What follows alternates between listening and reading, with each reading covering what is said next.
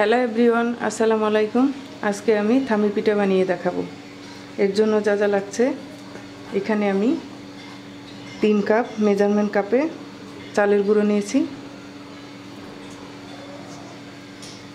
4টা কলা, সাগর কলা, এখানে 250 গ্রাম গুড় আছে। এখান থেকে আমার যতটুকু মিষ্টি প্রয়োজন ততটুকু ইউজ করব। স্বাদ মতো লবণ, 1 চা চামচ বেকিং সোডা,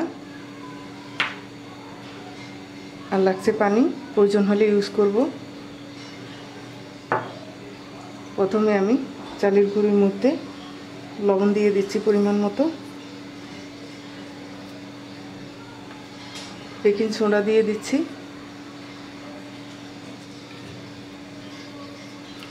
এবার ভালো করে মিক্স করে নেব।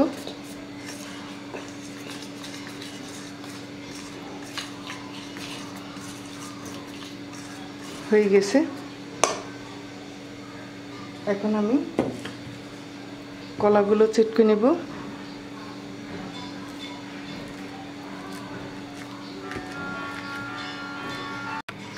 কলা চটকানো হয়ে গেছে। এখন আমি এর মধ্যে গুড় দিয়ে দিচ্ছি।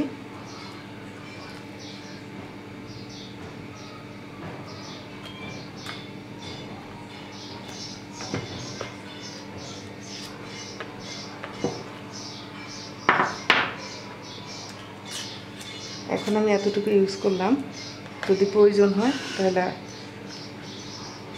আরও দেব।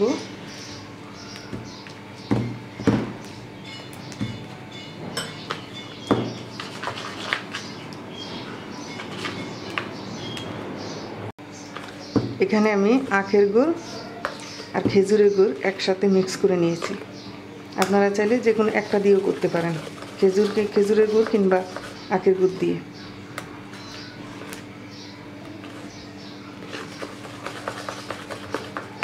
এবার আমি চালের গুঁড়ির মধ্যে ঢেলে দেব।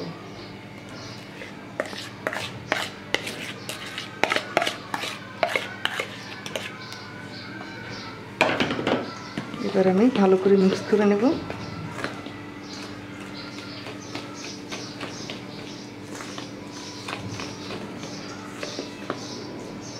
এবার আমি হাত ইউজ করব।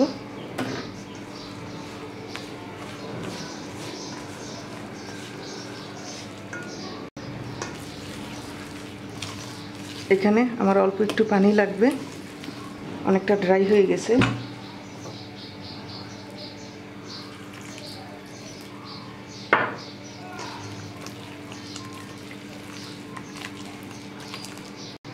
হয়ে গেছে, দেখতে এরকম হতে হবে। আমরা যে কেক বানাই, কেকের ব্যাটারের মতো হতে হবে।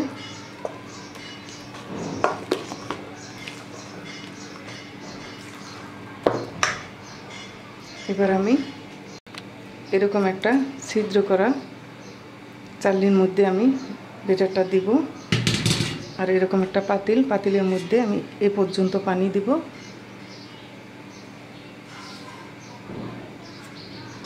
এটা এখানে বসিয়ে দেব, আর এরকম একটা সুতি কাপড়, আমি সুতি কাপড়টা ভিজিয়ে চিপে নিয়েছি। এবার আমি এর উপরে দিয়ে দেব।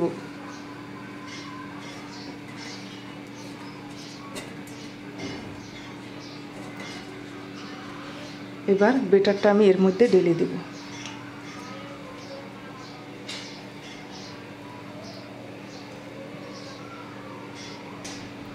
হয়ে গেছে। কাপড়টা কিন্তু অবশ্যই ভিজে হতে হবে। ভিজে কাপড় হলে আপনার পিঠাটা যখন হয়ে যাবে তখন আর পিঠাটার মধ্যে লেগে যাবে না। এখন আমি ঢেকে দিচ্ছি।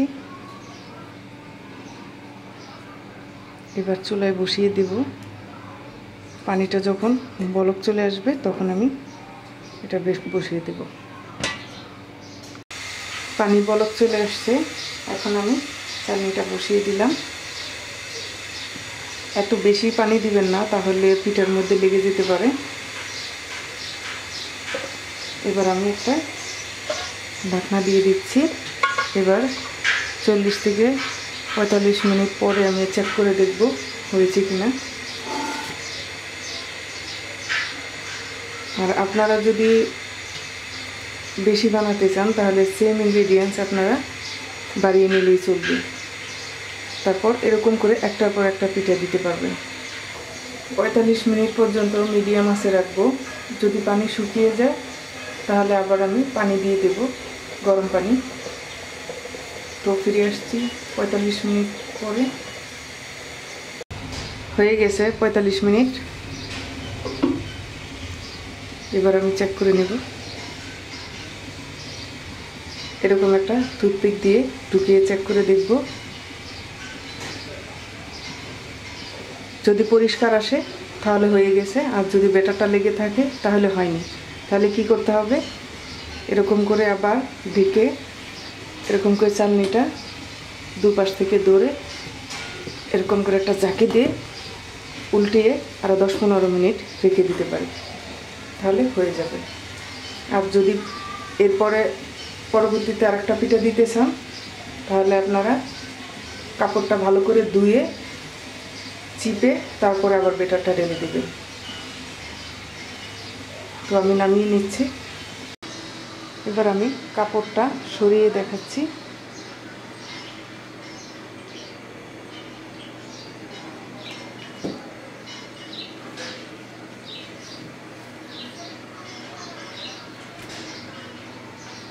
ঠান্ডা হলে আমি কেটে নেব।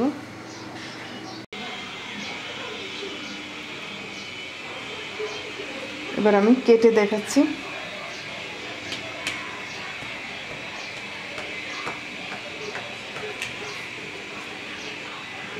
তৈরি হয়ে গেছে থামি পিঠা।